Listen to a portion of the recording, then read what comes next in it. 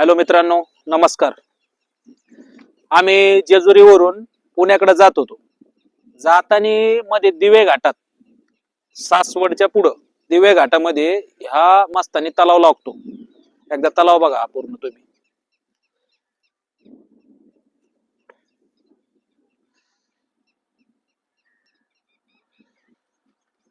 तर हा तलाव आहे, पूर्ण 14 एकराचा हा तलाव आहे.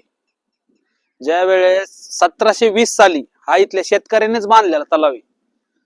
बाजीराव साहेब ज्यावेळेस लढाईवरून यायचे बाजीराव, त्यावेळेस ते ह्या तलावात स्विमिंगला यायचे. नंतर मस्तानी साहेब यायच्या आणि नंतर मस्तानी काय मांगोळीला यायला लागल्यामुळं नाव पडलं मस्तानी तलाव. मस्तानी साहेबाच्या नावाने हा तलाव झाला.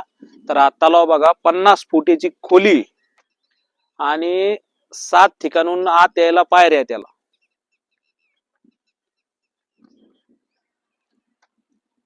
सात ठिकाणावरून खाली यायला पायऱ्या आहेत. इथून पहा पूर्ण दगडाचं बांधकाम आहे याचं. आणि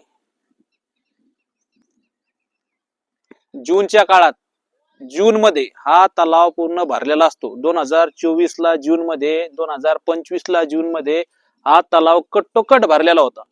दुर्दैवानं 2026 ला जून मध्ये पाऊस थोडा लांबल्यामुळं हा तलाव भरलेला नाहीये, पण काही पाणी आहे ते खाली गेले, खोलवर गेलेले. तर हे पूर्ण जे डोंगराचे ही साईट आहे, या तलावाला हे पूर्ण चौबाजून तुम्ही पहा डोंगराने याडा टाकलेला आहे पूर्ण. तर पूर्ण पावसाळ्यात हे हिरवं असतं.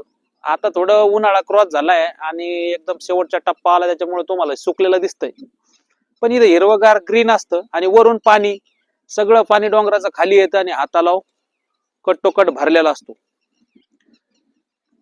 तर आपण ज्या वेळेस फिरत असतो पूर्ण महाराष्ट्रभर, तर महाराष्ट्रभर फिरत असताना जे जे काय आपल्याला असे डेस्टिनेशन लागतील, आणखी काय काय चांगल्या गोष्टी पाहायला भेटतील, काही गड असतील, आपले किल्ले असतील महाराजांचे, आणखीन काही काही ठिकाणे असतील, काही स्पॉट असतील, काही पाण्याचे पिकनिक स्पॉट असतील, काही कोकण असेल, तर आपण आता इथून पुढे मी फिरतच असतो. पण ते काय, ते इथून माग कधी असं लाईव्ह हे ते काही केलं नाही.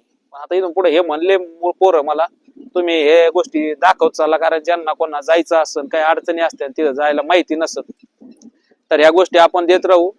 आणि आपल्या दौऱ्यात जे काय आपल्याला बेघर लोक दिसतात, अडचणीतले दिसतात, ज्यांना तिथं कुठं अन्याय झालेला असेल, कोणाला खरंच काही गरज असेल, तिथं तिथं आपण मदत करायची. 100% त्याला हे करीत असतो, गरज त्यांची भागवण्याचा प्रयत्न करीत असतो.